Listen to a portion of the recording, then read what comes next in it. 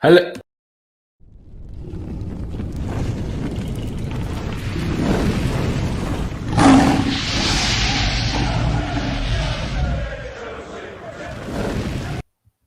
Hello there, guys, and welcome back to Chelsea Fan TV. To my live review of Chelsea 1, Aston Villa 1, as Chelsea 1 on penalties again. With Kepa Arrizabalaga in goal, we are still using a slightly different app. I'm still not 100% used to it. Let me know if everything's working, if you can hear me properly. Put it in the chat, please, ladies and gentlemen. That'd be very much appreciated. But yeah, I love all of you. And I love Chelsea, and I love Kepa, and I love Ruben bloody Loftus-Cheek. Oh, my days. What a day for Ruben Loftus-Cheek. I know we only won a penalties. I don't care. I love Ruben. If you've watched me ever before, you know that I love Ruben. And I really do love Ruben. And I was so happy to see him play. I was happy to see him play 90 minutes. I was happy to see him be, in my opinion, by far, and I mean by so far, the best player on the pitch. It's incredible. And I love it. I absolutely love it. Everyone in the chat, welcome. I hope you're all doing fantastically well. If you're new here, please be sure to subscribe to Chelsea Fan TV. Smash that like button for us. It really helps us out with the algorithm. So please just click that little like button down below. Really helps us out, like I said. And also, if you haven't already, please do subscribe to my personal channel, to which the link is down in the description. Just click the @ down in the description with my name, Laurenz Vescoli. Like it says Sammy up there. It shouldn't say Sammy up there. It should say my name up there. I'm not sure why it says that. But anyway, I will just quickly change that, okay? While I keep talking here. Ladies and gentlemen, put it in the chat if you're happy. Put it in the chat who was your man of the match. I saw someone already say it was Reece James for them. Definitely a shout, although I didn't actually think Reece was that great in the first half, if I'm going to be totally honest with you. But in the second half, he was certainly did well. Did a good job. Ruben, man of the match for CFC Gem. Big up, Gem. Thank you for tuning in. Happy for Werner. I completely agree with that. Kepa with the save as well. Big up. Big up. Saul is improving little by little. That is very true. It's very true. Can't really argue with that. He obviously struggled a bit more in the first half, but as the game went on, he got more comfortable and comfortable. Michael saying Ruben played elite. Couldn't agree more. Rishab, sorry if I butchered your name, bro. Saying Lau's my man. We have mutual love for Ruben. I love that. I love that. Saul is my man of the match for Villa. Well, there you go. And Gavman, cheers for saying that, everything's working brilliantly well. Love that. Absolutely love that. Let's get into the team. Let's get into talking about the game itself because, and I can't currently show you on stream. I do apologize. Or can I?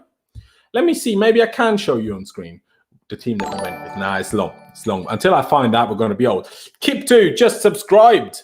Big ups yourself, Kip2. Again, sorry for butchering your name, but if you haven't already, be sure to subscribe and you'll get a little pop-up on screen and I'll shout your name out and everything. So if you haven't already, subscribe. But yeah, I'll just run you through the team. I know it off by heart, but I can't show you right now. We have a super chat by Liam Deegan. What a guy. What a man. Saying Chelsea Football Club, where a club is a team. I could not agree more, my friend. I could not agree more.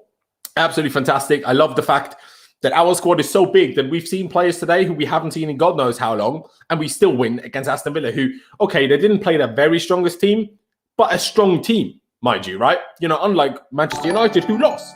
Our squad is so good, it's absolutely brilliant. It's absolutely brilliant. I could not be any more pleased. And there you can see it on screen as well. But Liam Deegan, appreciates it a lot as always, my friend. Appreciate it a lot. But let's get through the team. Kepa Arrizabalaga was in goal. Of course, Edouard Mendy is actually still out injured, so he can't actually play. But, it is what it is. There's a chance he is back for Man City, but we don't know. But with how Kepa played today anyway, and with how Kepa played against Spurs, I wouldn't be too worried if it's Kepa against Man City. I think we're gonna find a way regardless, if that makes sense. But then we had a very, very, very inexperienced back three. With Reece James as the right-sided centre-back. Of course, he played that role in the Champions League final, but still, the right-sided centre-back, Trevor Chalobah as the central centre-back, and Malang Sarr making his Chelsea debut as the left-sided centre-back. Our two wing-backs were Callum Hudson-Odoi on the right and Ben Chilwell on the left. And then we didn't actually play our more usual 4-3-2-1. We played a 3-5-2. Today, that's what we played. And we saw in the lineup before it was released, before we actually saw how everyone lined up, we saw that Ruben Loftus-Cheek was starting, which is obviously brilliant. But most of us expected him to be part of the front three with Werner and Hakim Ziyech because that's where he's more often being used. Sure, some people thought he might play midfield, but we also saw Kante and Saul starting, right? So that made it less likely. Some people then thought it was a 4-3-3, but no, it was very clearly a 3-5-2. But the big shocker and the big surprise about this was that Ruben Loftus-Cheek was the deepest midfielder. Saul and Kante were both ahead of him. Sure, you could argue Ruben isn't particularly strong at pressing. That's probably one of the weaker elements to his game, and maybe that was the thinking. But the fact that Ruben hasn't played this role ever, as far as I'm aware, maybe in his youth days when he was about 12, right? Hasn't played this ever. Playing so well like he did today, absolutely fantastic. Absolutely fantastic. Obviously, I give him more of a shout out in a second when I talk through the team, but it was very surprising to me that he played there and he did so incredibly well. Regardless, like I said, Saul Niguez got his second start for Chelsea as the left-sided centre mid, I suppose, and got a Kante as the right-sided centre mid, and then I guess a front two of Timo Werner and Hakim Ziyech, even though of course Ziyech was quite a bit behind Timo Werner, and Callum pushed up and Chile pushed up, so it was a bit fluid. And at the start of the first half, people were arguing and debating on Twitter. Whether it was a 4-3-3 or a 3-5-2 or whatever it was, right? So that is that. But again, guys, if you haven't already, be sure to subscribe to Chelsea Fan TV. Of course, check out our affiliate links down in the description below if you fancy that. Subscribe to my personal channel. Link is down in the description if you want to check me out on Twitter as well, or Instagram. It's at Laus1507 on all platforms. But getting into the game, the first half was a bit dull, wasn't it? The first half was a bit dull. There wasn't really much happening. Villa had a few things. To be honest, there's a good chance I will forget a few things here, but we didn't really do much in the first half. Can I remember us having any real chance in the first half? I think the only thing we had was a shot from Hakim Ziyech from outside of the box. That was a fairly comfortable save for the keeper, in my opinion. But Villa had chances fairly early on in the game. They already had a chance going through on goal, but unfortunately, Matty Cash, I think it was, put it over. Then had another moment where Kepa Arrizabalaga pulled off a great save, but it fell back to a Villa player, and then Reece James cleared it off the goal line. So you had that, and they had a few other almost moments as well. But it was still 0-0, and it was 0-0 at half-time. And going into the second half, we turned it up a little bit more. First of all, we made a substitution. Mason Mount came on for N'Golo Kante. Clearly, that was a planned sub rather than a tactical change. Almost the opposite of what we did at Spurs, I suppose. So you don't overplay Kante, but you give him a few minutes. So, that was positive. But we clearly came out, a bit better. We were clearly playing a lot better in the second half. Everyone seemed more comfortable. Everything seemed more safe. Everything seemed more... Safe is maybe the wrong word, but the intensity was just higher and better. So, I was pleased with that part, if that makes sense. But what do I want to say? It just seemed a little bit like it's just seeming to become a little bit of a tendency that we kind of oversleep the first half a little bit, and then Tuchel has to wake the boys up at half time, and then we are better in the second half. That's what it seemed like. Can I actually do this a little bit? I would like this. Where can I do this? Is this better? Do we prefer this? Put it in the chat what you prefer. I'm curious what you guys prefer. My hair's looking a bit weird today. Can't help it now. Joshua saying, Werner scored. Good for his confidence. I get to that. Good for his confidence and effort for sure. Mount had a great performance today. Brought energy to the squad. I agree. It's also good we rested almost the entire starting 11 at Spurs, apart from some second half appearances. I agree. Barkley, to be fair, Barkley was good. I can't even lie. Joshua said it there as well. Guarantee your comment on screen by super chatting. Support the channel. Appreciate it, StreamYard. My apologies. Streamlabs, of course. Barkley was good. He was, to be fair, dropping shoulders everywhere. Yeah, he was doing that. Congratulations to Kepa. Overall, good game. Hey, can't even disagree with you, boys. Where was I? Yeah, second half, we definitely started to play a bit better. I am realizing that I barely have any charge on my phone left, so I hope I'm not running out here. But in the 54th minute, we finally did break the deadlock. We finally managed to break it, which was obviously good. By lovely play on the right-hand side between initially Hakim Ziyech and then back to Reece James, Hakim Ziyech, and then back to Reece James, then played one of his, what's the word I'm looking for here?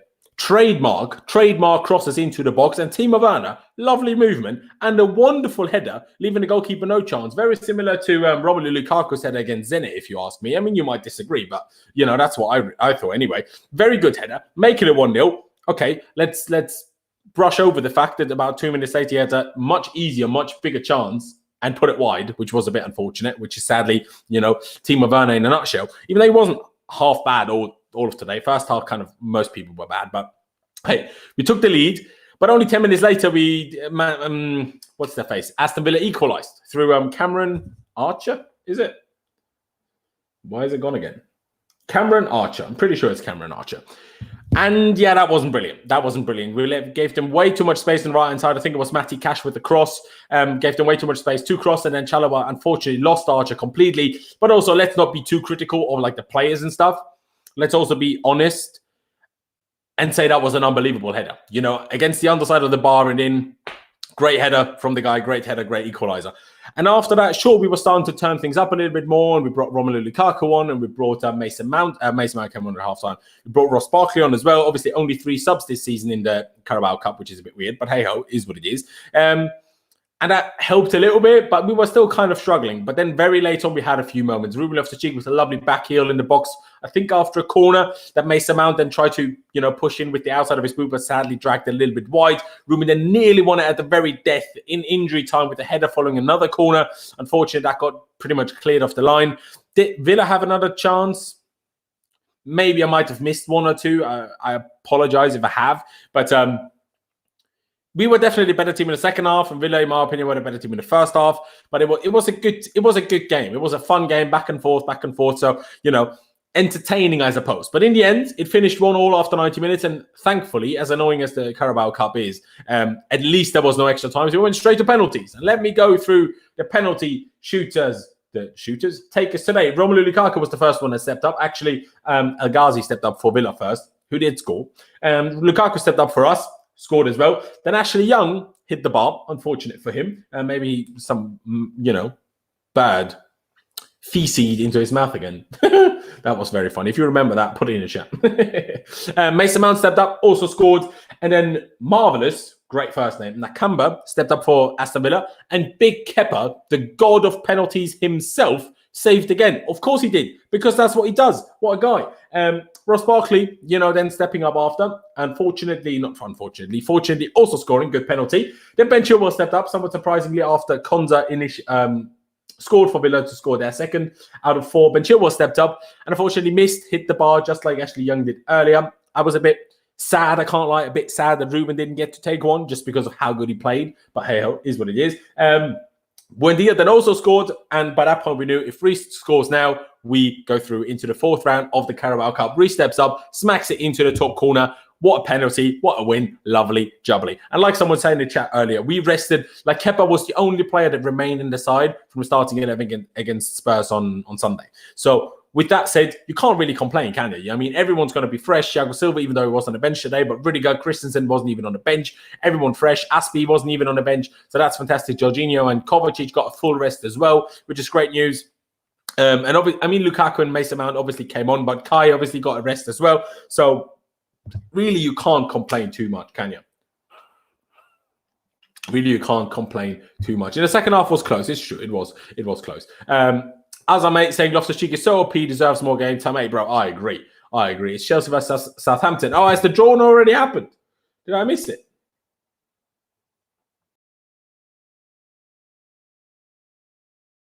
Have we actually been drawn against Southampton?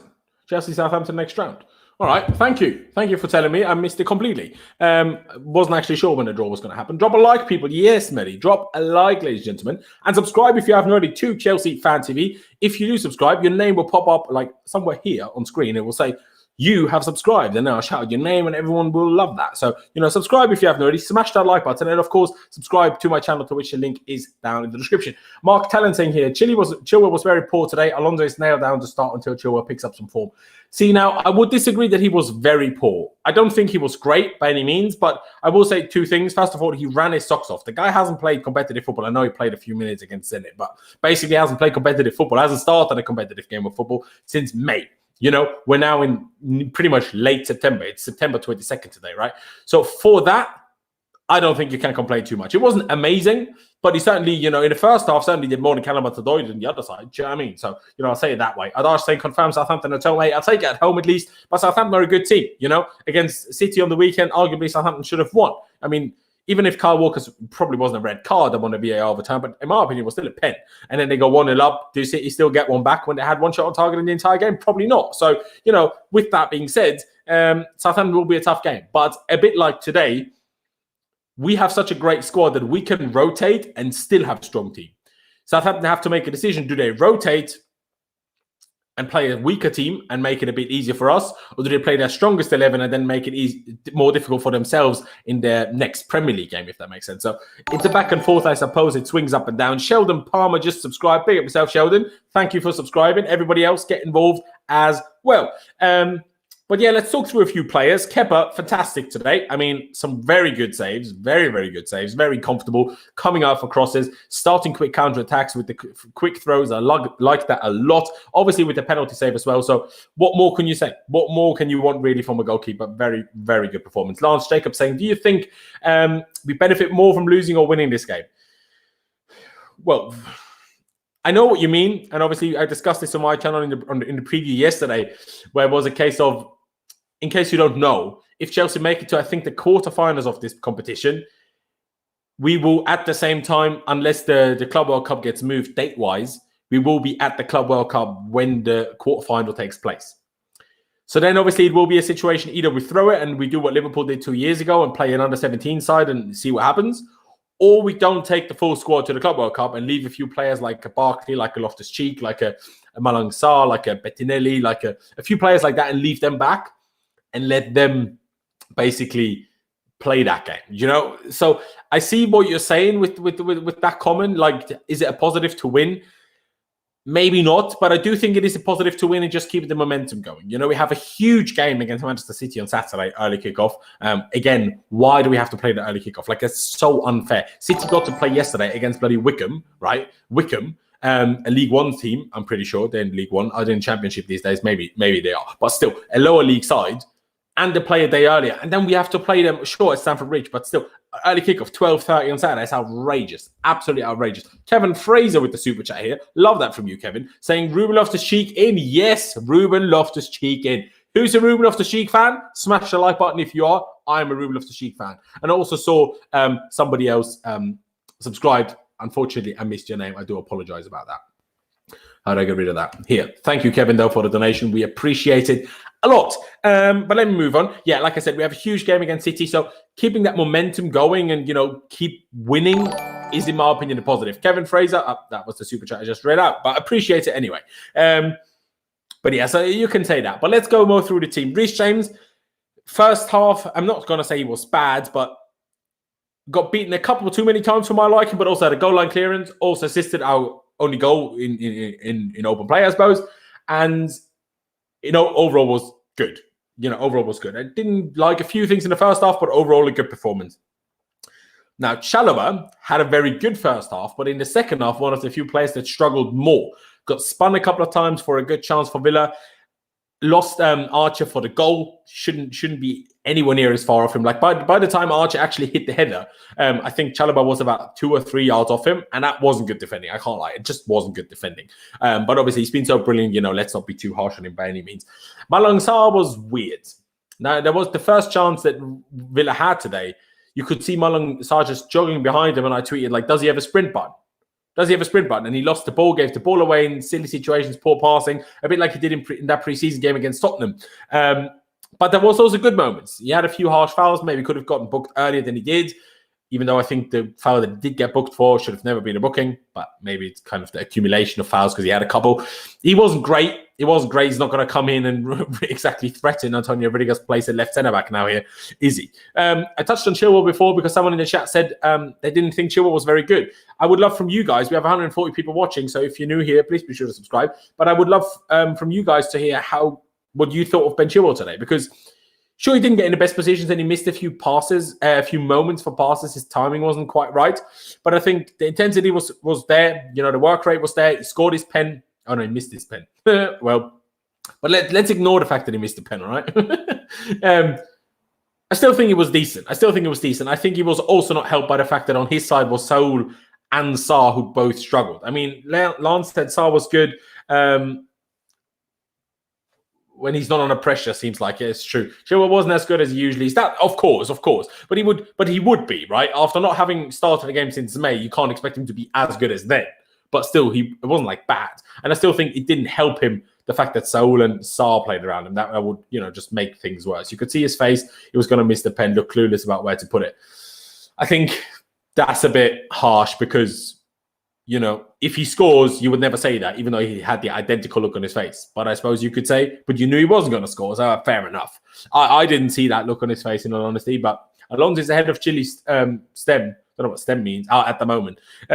Potentially. I mean, you can't even disagree. I also think Alonso will start against Man City, but I think now that Chile has got some fitness in, now he can work on his form a bit more. You can't just say, oh, this is now,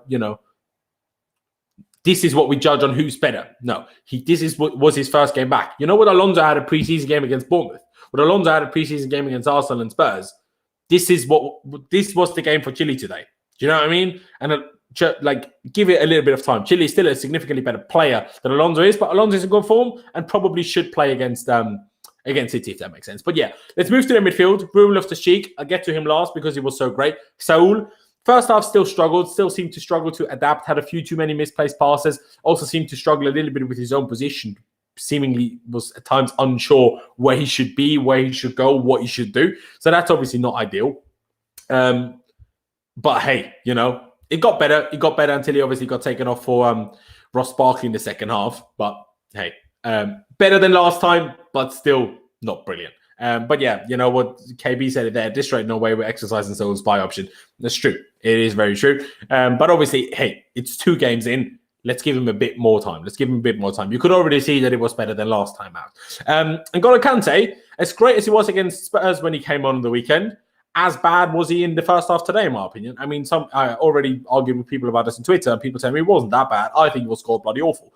Constantly getting past the ball to the opponent, barely won the ball back. Sure, he did a few times. It's Kante, so obviously. But not as much as he usually does, right? And just his passing was off, and he was just slow, and he let Ruben do everything. It was not, considering how great N'Golo Kante is, he wasn't as good as he should be, in my opinion. But of course, he's not a robot, can't be perfect every week. Le piratage.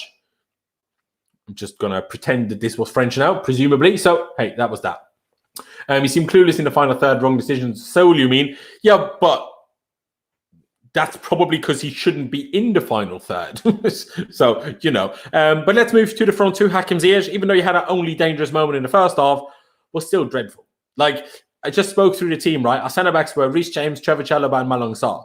And we were still more solid defensively than we were dangerous going forward with Hakim Ziyech. I don't know what he's doing. His touch is poor. His crossing decisions are poor. Like, I don't know, like, he keeps playing the same cross, but he keeps overhitting it, or he keeps not playing it to a teammate. And it's really frustrating me. Did you think, Abubakar? Because watch the goal back. Why was Chalobah 3 yards off the guy? I don't understand. But hey, maybe you disagree. But anyway, Ziyech wasn't great in my opinion. Timo Werner, first half, I'm not even sure if I can say that he was bad because he just didn't receive any useful balls because we only played out wide because that's where we had, Chilwell and Hudson-Odoi, and, that was a bit more fluid than whatever Ziyech and Saul did in the middle going forward. And then obviously we can't really cross to Timo Werner. I say that obviously scored from a header, but on average, Timo Werner is less likely to do much with that. So I'm not sure how much there's even to criticize for Timo in the first half. Sure, he had his, usual rather poor touches. But then in the second half, he scored, like I said already, good movement, good finish, good header. Very well done. Sure, 2 minutes later, he missed a much easier chance, in my opinion, which he probably should have scored from. And then he had a couple of moments later, once Lukaku was on, where he nearly found Lukaku for a good chance. Unfortunately, that didn't quite come off. But overall, I think a good performance by Timo Werner.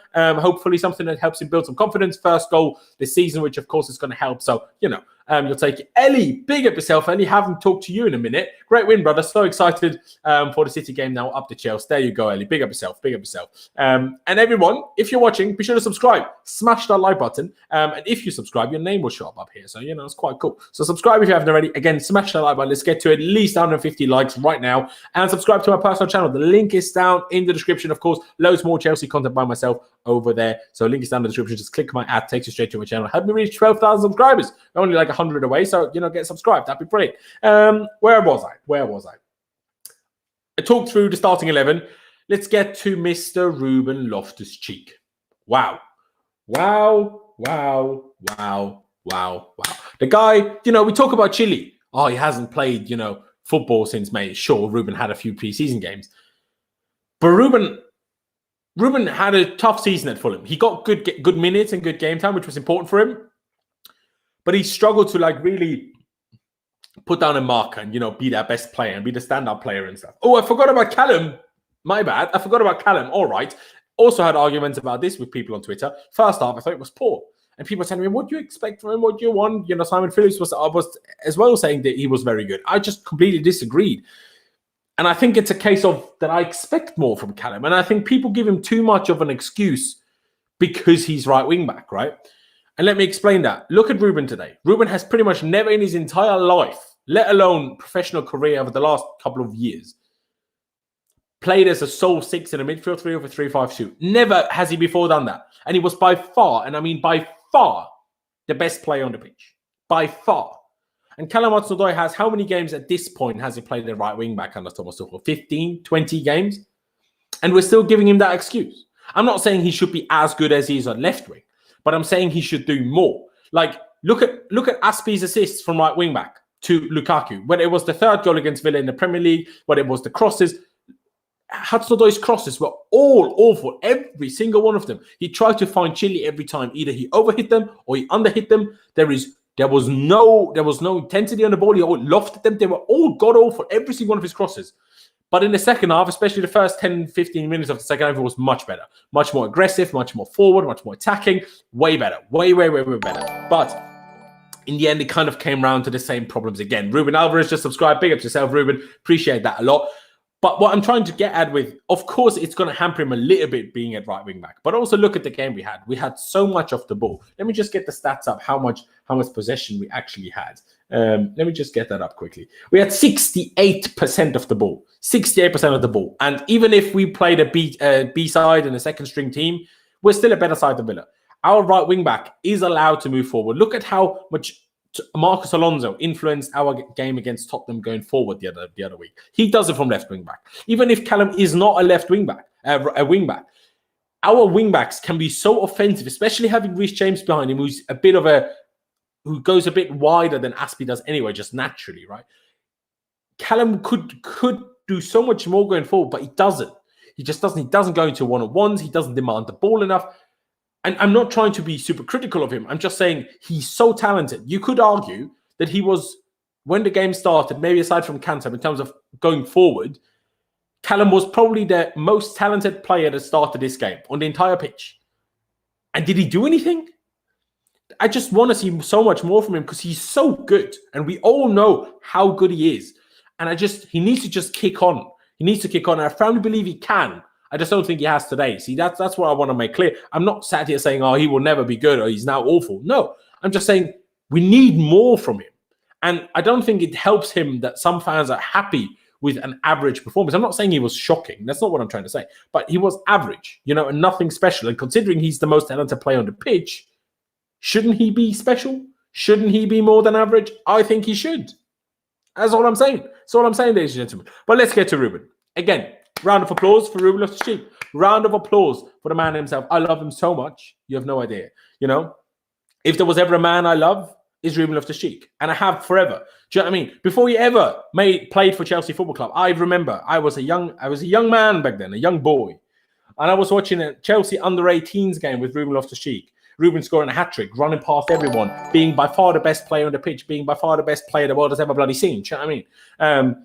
Tokini George, just subscribe, big up yourself, Tokini. Appreciate that a lot. And also today just reminded me of Ruben Anasari. And people are quick to forget. That season under Mauricio Sarri, in my opinion, I firmly stand by that. Ruben Loftus-Cheek was the second best player in the entire Chelsea squad that season behind Eden Hazard. Not a single player, aside from Eden Hazard, was better than Ruben that season. And then that stupid injury in that annoying game, which was for charity, which is great. But aside from that, annoying. That stupid injury that was way worse than Callum's injury. Even if it's the same injury, his was way worse. Do you know how you can break a bone and it's a simple cut, a simple break, and get cast, and in 6 weeks you're good to go. And then there's some breaks which the whole bone is just smashed into pieces, and it's a way worse injury. That's kind of the comparison between what happened to Callum and what happened to Ruben. Callum's Achilles snapped in one spot, snapped completely through. It's much easier to heal and repair than Ruben, which completely ruptured, and kind of the strings, the fibers of it kind of spread apart, pulled apart, way worse. Anyway, and then obviously he goes to Fulham and kind of plays a lot, but never really makes his mark. And this season doesn't really get minutes. Wasn't playing 10 at all. He was a bloody 6. It was amazing.